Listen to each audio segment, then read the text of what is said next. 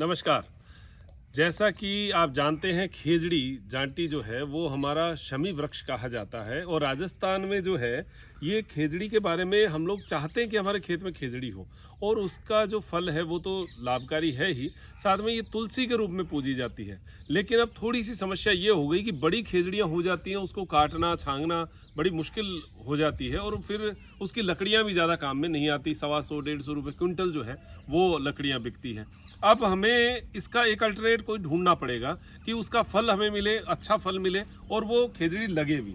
तो देखिए हमने एक थार सोबा पे एक्सपेरिमेंट किया और ये एक जो लोकल हमारी जांटी थी नीचे यहाँ पर इस पर ये कलम चढ़ाई और ये कलम अब जो है बन के तैयार है। और इसके ऊपर देखिए इस बार जो है सांगरी लगी थी जो अभी तो जो है मोटे फल हो गए, लेकिन हमारा इस बार कोई इससे फल लेने का उद्देश्य नहीं था। इसका उद्देश्य ये था कि इसको देखें कि ये वाकई में थारसोबा जो बीकानेर शुक्र संस्थान के द्वारा, जो बागवानी संस्थान है उनके द्वारा, बीकानेर के द्वारा तैयार की हुई थारसोबा ही है क्या, ओरिजिनल है क्या। क्योंकि इसमें भी एक मिक्स आ गया है। बाजार के अंदर जो है कुछ पेड़ ऐसे मिलने लगे जिसके फल जो है वो रबड़ की तरह खींचते थे और 2 दिन के बाद में खाने के लायक नहीं रहते थे। तो मैंने एक पौधा ऐसा बनवाया जिसमें वाकई में वो थारसोबा की कलम थी। इस बार हमने जब इसकी फलियां तोड़ी तो ये फलियां आप देखें कि ये एकदम से कच्ची हैं और इसको जो है खाया जा सकता है। ऐसे खाते हैं तो ये एकदम से क्लीन और इसमें किसी भी प्रकार का कोई जो है रबड़ जैसा या कोई पार्ट नहीं है। तो इसका मतलब ये ओके थारसोबा है। अब बात आती है लगाने की। आप लगाएं तो कैसे लगाएं। अब ऐसे खरीद के लाओगे तो आपको मिलेगी नहीं। थारसोबा के पौधे बड़े मुश्किल से मिलते हैं, बीकानेर में भी होंगे तो आपको ऑर्डर करने पड़ेंगे पहले। तो सबसे अच्छा उपाय मैं आपको बताऊं वो 50-60 रुपये का मिलेगा। इससे अच्छा है कि आप 5 रुपये की जांटी जो है खेजड़ी है, ये सरकारी नर्सरियों में राजस्थान में सब जगह मिलती है। आप 5 रुपये की खेजड़ी लेके आइए, उसको लगाइए, ड्रिप के ऊपर लगा दीजिए या जैसा भी आपके खेत की लोकेशन है वैसा लगा दीजिए। फिर उसके बाद में उसके ऊपर ये कलम जो है वो चढ़ाइए। थारसोबा की कलम चढ़ाने वाले बहुत सारे लोग होते हैं। एक तरीका और है, आपके खेत में छोटे छोटे जो जांटी या खेजड़ी के जो पेड़ हैं वो आपको खेत में अब बरसात के समय में आपको देखने को मिलेंगे। 10 इंच के, 12 इंच के, 1 फीट के। ये पिछली बार का पेड़ है जो केवल ये मानिए 10 इंच का था।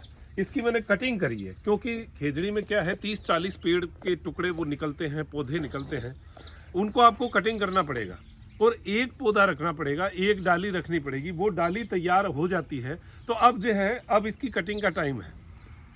थोड़े से दिन में हम अब इसकी कटिंग कर देंगे। जुलाई माह में इस पर कलम लगाएंगे तो इसकी कटिंग होने के बाद में जो पतली डाली निकलेगी वहाँ पर हम इसकी कलम लगाएंगे। और ये कलम जो है ये सक्सेस हो चुकी है हमारे पास यहाँ पर। ये पिछले साल की कलम है और आपको अगर खेजड़ी लगानी है तो आपको यही तरीका अपनाना पड़ेगा और ये तरीका है भी सही, बढ़िया तरीका है। इसमें फलियाँ भी आप देखिए इतनी शानदार आती हैं। मतलब हमने देखा था इस बार मौसम ख़राब है, सांगरी के कोई एक भी फल नहीं लगेगा, लेकिन फल लगे भी हैं और हालांकि नहीं लग के भी ये इतने फल बच गए थे। तो ये मैंने रखे हैं जानबूझ के कि इसके बीज भी तैयार हो जाए, क्या पता इसका बीज भी काम में हम ले लें।